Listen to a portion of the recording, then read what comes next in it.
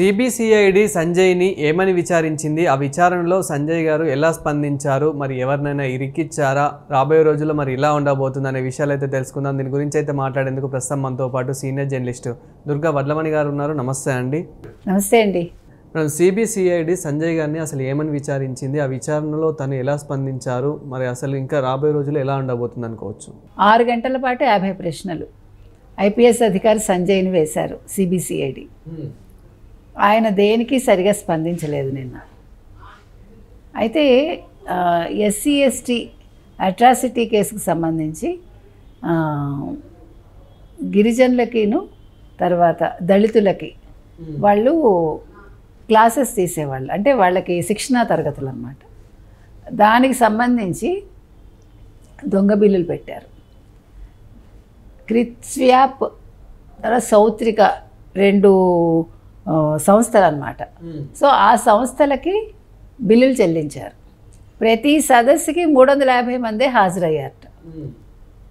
అదే నిన్న సిబిసిఐడి అడిగింది, 350 మందే ఎలా హాజరవుతారు? అది తగ్గచ్చు హెచ్చచ్చు తెలియదు కదా. ప్రతిసారి అంతమందే ఎలా వచ్చారు? ఈ 2 సంస్థలతో మీకేంటి సంబంధం? మీరు ఎందుకు వాళ్ళకి బిల్లులు చెల్లించారు అంటే నిధులు పక్కదారి పట్టాయి. మీకు అర్థమైంది కదా. అదొకటి. రెండోది, ఆయన దేనికి సరిగా స్పందించలేదు. తర్వాత అసలు ఈయన ఏం చేశాట, పొన్నవోలు నిరికించాడని తెలుస్తుంది. అసలు పొన్నవోలు ఈ మధ్యకాలంలో ఎక్కడా కనిపించట్లేదు మనకి గుర్తుంటే. సోషల్ మీడియాలో కూడా ఎక్కడ ఆయన యాక్టివ్గా లేడు. మరి ఎక్కడో జగన్మోహన్ రెడ్డితో ఏదో అయింది ఆయనకి. అంతకుముందు అంతా పొన్నవోలే, ఇప్పుడు ఎక్కడా లేడు పొన్నవోలు. భయపెట్టాడేమో జగన్. ఆయన భయపడే ఉంటాడు. మామూలుగానే జగన్ పేరు చెప్తేనే ఆయన పాప ఏడుస్తాడు. అలాంటిది జగన్ ఏదో భయపెట్టాడు, ఏడుస్తూ ఎక్కడో ఉండుంటాడు ఆయన. సో సంజయ్ అనే వ్యక్తి అంటే మనం ఎన్నిసార్లు చెప్పుకున్నా తప్పు లేదండి. ఐఏఎస్ ఐపీఎస్లుగా మీరు పనిచేసి 2019 నుంచి 2024 మధ్యకాలంలో జగన్మోహన్ రెడ్డి ముఖ్యమంత్రిగా ఉన్నప్పుడు మీరందరూ ఎందుకు ఇలాంటి ఏమనాలి, చిన్నతనం కదా ఇలాంటి పనులు చీప్గా చేయటమేగా. డబ్బులు మళ్ళించి జరగని శిక్షణా తరగతులు జరిగినట్టుగా వాళ్ళు హాజరైనట్టుగా ఇవ్వటం, ఆ డబ్బులు మళ్ళించడం, వాళ్ళకి పేమెంట్స్ చేయడం తప్పు కదండి. ఇవాళ సంజయ్ ఇరుక్కున్నాడంటే సంజయ్తో పాటు పొన్నవోలుతో పాటు జగన్మోహన్ రెడ్డి ఇరుక్కుంటాడు. జగన్మోహన్ రెడ్డి డైరెక్ట్గా ఇరుక్కోకపోవచ్చు, కానీ ఆయన హయాంలో జరిగింది కాబట్టి ఆ నింద ఆయనకు కూడా వెళ్తుందిగా, అందులో భాగం ఉంటుందిగా. ఇంకొకటి, వీళ్ళందరూ తప్పులు చేసి వీళ్ళు సరైన సమాధానాలు ఇవ్వకపోతే సిబిఐ ఏం చేస్తుందండి? అసలు మీరందరూ సిగ్గుపడాలి. ఇంత ఆఫీసర్లుగా పనిచేసి ఈరోజు నాకు తెలియదు, గుర్తులేదు, మర్చిపోయాను అని బుకాయిస్తూ ఉంటే, అందులో ఐపీఎస్ అధికారి 3rd డిగ్రీ గురించి తెలుసు కదా, ఎంతోమంది మీద ప్రయోగించి ఉంటాడుగా.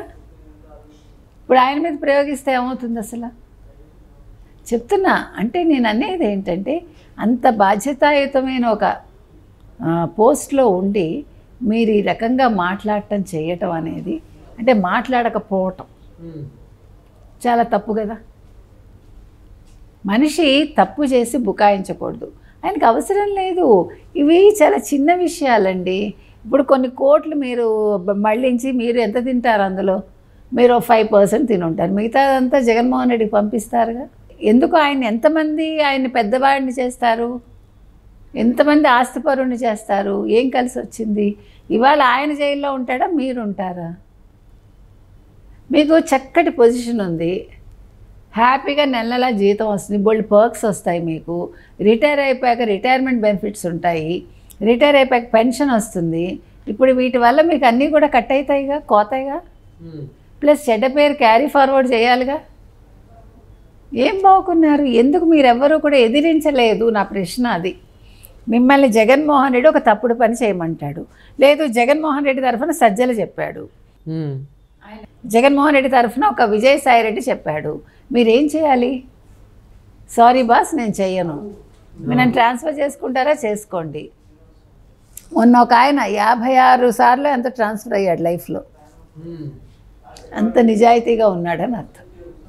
నిజాయితీకి ఎప్పుడు బహుమతి ఏంటంటే ట్రాన్స్ఫరే ఉంటుంది ఎక్కువ శాతం. లేదు విఆర్ఎస్లు తీసుకోవాలి. అందుకని నేను అనేది ఏంటంటే సంజయ్ గారనే కాదు, ఇప్పుడుండే ఈ ప్రభుత్వంలో ఉండేవాళ్ళు కూడా ఇప్పుడు నిజాయితీగా తయారవుతున్నారు కాబట్టి నిజాయితీ నిలుపుకోండి. దయచేసి మీరు లేనిపోని ఏమంటారు ఆశలకి వెళ్ళొద్దు, అంటే వాళ్ళ వలలో పడద్దు, లేనిపోని ప్రలోభాలకు మీరు లొంగిపోకండి. డబ్బు శాశ్వతం కాదు, మీలాంటి తప్పుడు పనులు చేస్తే మీకు శాశ్వతం చేయలే, అది గుర్తుపెట్టుకోవాలి. అందుకని ఇవాళ ఏదైతే ఈ 2 కంపెనీలకు సంబంధించి ఆయన ప్రశ్నించారో ఆయన సమాధానం చెప్పలేదు. ఆ కంపెనీలు ఎవరివి, అసలు దానికే డబ్బులు ఎందుకు వెళ్ళాయి, వాళ్ళు నిజంగా శిక్షణ ఇచ్చారా లేదా అనేది వాళ్ళ దగ్గర సిబిసిఐడి దగ్గర మొత్తం వివరాలు ఉన్నాయి. వాళ్ళ దగ్గర వాళ్ళన్నీ ఎవిడెన్స్లు పెట్టుకున్నాకే అరెస్టులు చేస్తున్నారు, ఎవిడెన్స్లు పెట్టుకున్నాకే వాళ్ళు ప్రశ్నిస్తున్నారు. కాబట్టి ఇవాళ సంజయ్ నోరు విప్పకపోయినా, లేదు విప్పలేదని బయటకు వచ్చినా ఆయన విప్పే ఉంటాడు, నిజాలు చెప్పే ఉంటాడు. ఆయన ఖచ్చితంగా జగన్మోహన్ రెడ్డికి ఇంకో కొత్త కేసు ఆయన నెత్తి మీద పడబోతుంది. ఇప్పుడు ఆయన చేత నిజం కక్కించే వరకు సిబిసిఐడి పని అదే కదా. అయితే వాళ్ళనేమి ఇబ్బంది పెట్టరు, ఇబ్బంది పెట్టకుండానే చెప్పించే టెక్నిక్ వాళ్ళ దగ్గర ఉంటుంది. కాబట్టి సంజయ్ గారు నోరు విప్పేసి నిజాలు చెప్పేస్తే ఆయనకి శిక్ష తగ్గుతుంది, కాస్త మర్యాదగా బయటకు వస్తారు, అంతే మనం చెప్తున్నాం. కాబట్టి సంజయ్ ఆలోచించుకుని నేను నిజం చెప్పేస్తాను అంటే ఏ గొడవ ఉండదు. ఎందుకంటే మీకు జగన్మోహన్ రెడ్డి వచ్చి కాపాడుతాడు, రేపొద్దున నాకు బెయిల్ వస్తుంది, ఇవన్నీ కూడా ఆయన అలాంటి అపోహల్లో ఉండద్దు. ఎందుకంటే జగన్మోహన్ రెడ్డి మిమ్మల్ని వచ్చి చూడడు, ఎందుకంటే మీతో పని లేదు. ఆయన కొంతమందినే పరామర్శిస్తాడు. ఆ పరామర్శించడం ఎందుకంటే మీరు నిజాలు చెప్పకండి అని వాళ్ళని బతిమాలుకోవడానికి, ఎందుకంటే ఆయనకు సంబంధించిన నిజాలు వాళ్ళ దగ్గర ఉంటాయి కాబట్టి. బట్ మీ విషయంలో ఆయనకేమీ ఇప్పుడు వచ్చే నష్టము లేదు, లాభము లేదు. ఆయనకి రావాల్సిన డబ్బులు వచ్చేసాయి, రావాల్సిన బెనిఫిట్ వచ్చింది. ఇప్పుడు ఆయన డబ్బులు తిన్నాడన్నా ఆయన కొత్తగా వచ్చే నష్టం ఉండదు. కాబట్టి మనం చెప్పేది ఏంటంటే సంజయ్ గారు తొందరగా నోరు విప్పి ఆయన అప్రూవర్గా మారిపోతే ఏ గొడవ ఉంటుంది. Thank you madam. Thank you.